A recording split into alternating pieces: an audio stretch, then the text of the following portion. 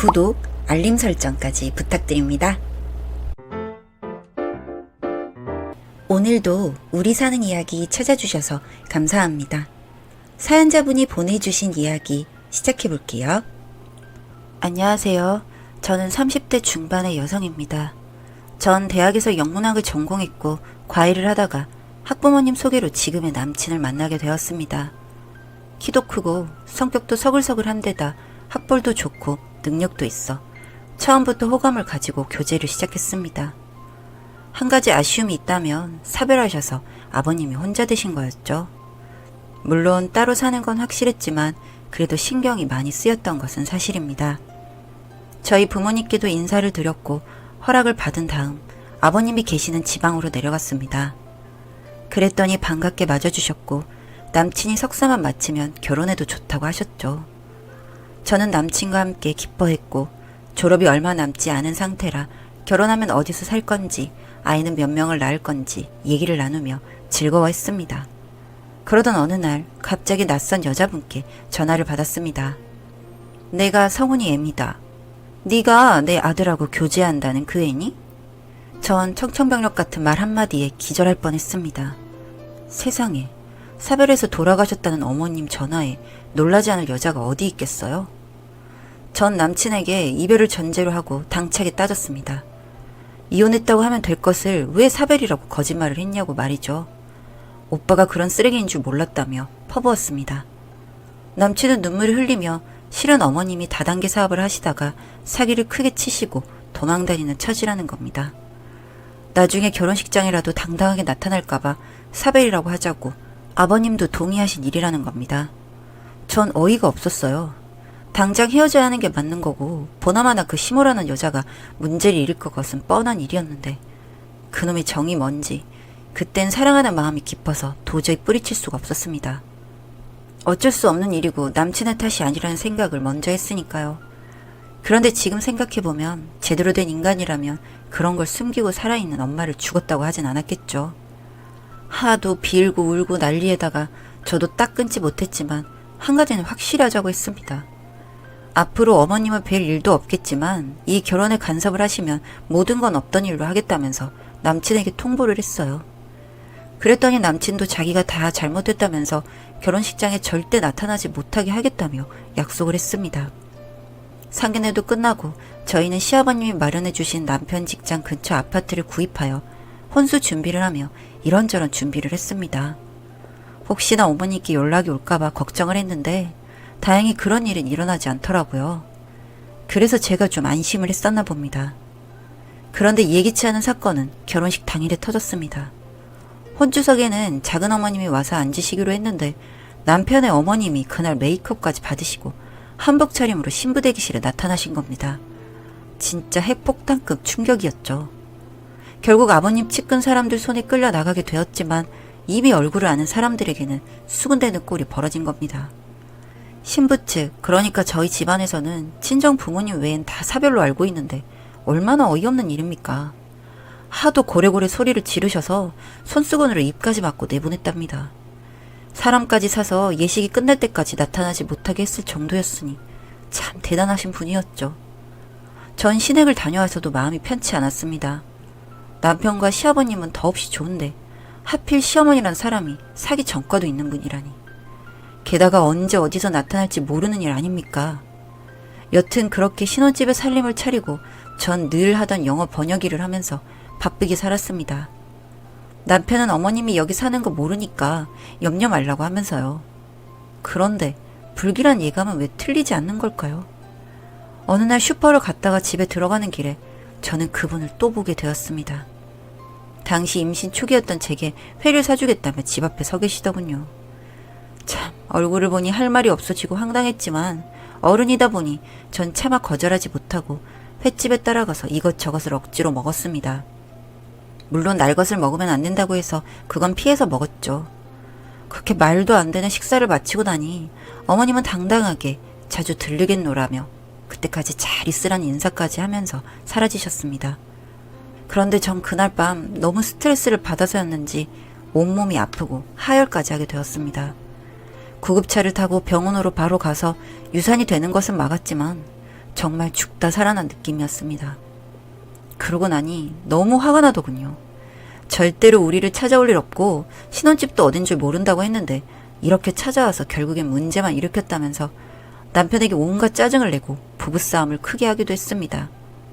자신의 죄를 아는지, 아니죠. 뭐 그런 엄마를 둔데 남편의 탓만은 아니니 죄는 아니지만 싹싹 빌더군요. 그래서 또 한 번 넘어갔습니다. 결혼까지 한 거 이혼할 순 없었으니까요. 그런데 다음엔 더 큰 사건이 기다리고 있었습니다. 평소 건강체질이라고 건강은 자부하시던 아버님이 위암 초기 진단을 받으셨는데 그래도 전절제를 해야 한다고 해서 수술을 받게 되신 겁니다. 갑작스레 진단받은 거라 집안의 충격도 대단했죠. 수술을 하고 나서도 한참은 병원 생활을 해야 했는데 배도 부른 제가 간병을 하기엔 힘들어서 간병인을 불렀습니다. 그런데 그날 전 제 눈을 의심했습니다. 시어머니가 간병인 유니폼을 입고 나타나신 겁니다. 시아버님은 바로 기절하시고 중환자실에 들어가셨습니다. 쇼크가 온 거죠.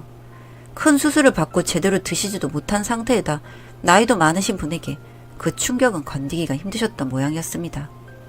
일이 이렇게 되자 남편은 처음으로 입에 담지도 못할 욕을 자신의 엄마에게 하면서 한 번만 더 나타나면 교도소에 쳐 넣어버리겠다고 막말을 했습니다.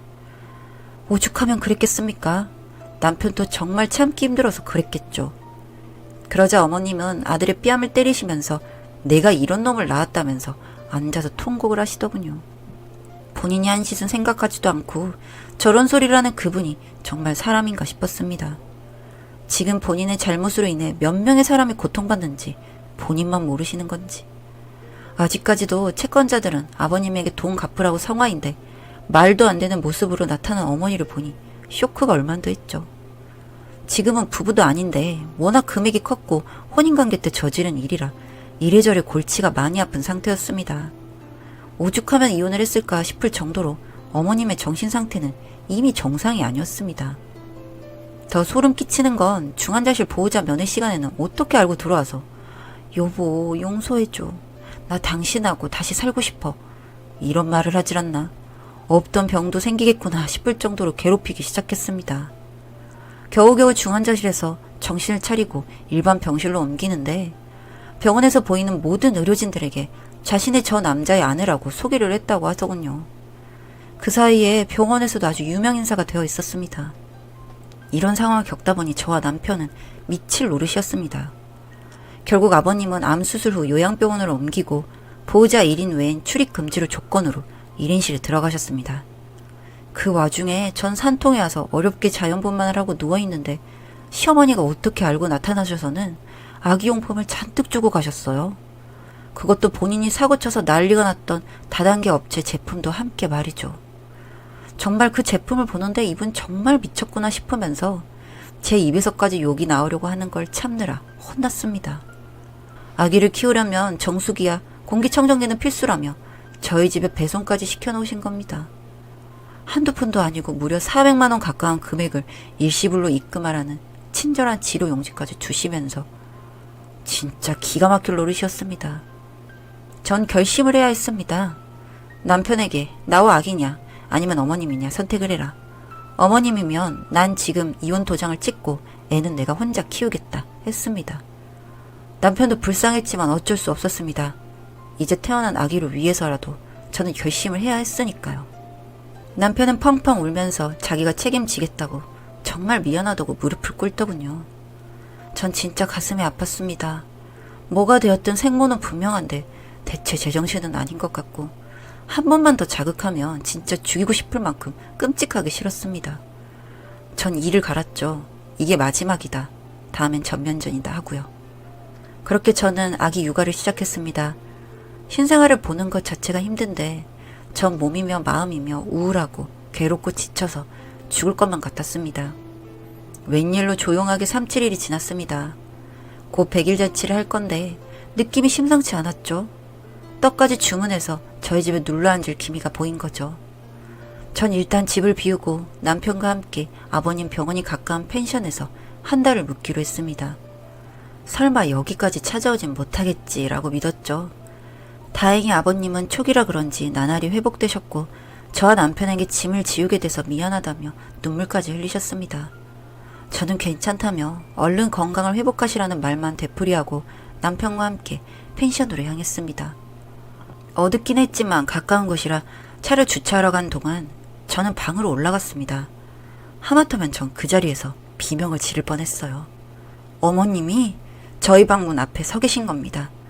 그 다단계 영양제 100만 원어치를 들고 무거워서 혼났다면서 문을 열어달라는 겁니다. 아기만 아니었으면 도망갔을 겁니다. 다리도 후들후들 떨리고 도대체 어찌할지 판단이 서질 않더군요. 귀신보다도 더 무서웠습니다. 어떻게 이렇게 알고 찾아오는 건지 너무너무 무섭고 소름이 끼쳐서 안고 있던 아기를 놓칠 뻔했으니까요. 그때 마침 남편이 나타났습니다. 순간적으로 너무 화가 났는지 어머님의 손을 붙잡고 밖으로 나가더군요. 그런데 그때였죠. 아니나 다를까 아들이 애미 죽인다며 대성통곡을 하는 겁니다. 전 너무 두려웠고 무슨 일이라도 생길 것 같아 112에 신고를 했고 5분 만에 지구대에서 출동을 했습니다. 어머니는 순찰차에 태워져 남편과 함께 사라졌습니다. 전 우는 아기를 달래느라 정신도 없었고 일단 집에 가서 아기 분유를 먹여야 해서 그렇게 아기 분유를 먹였습니다.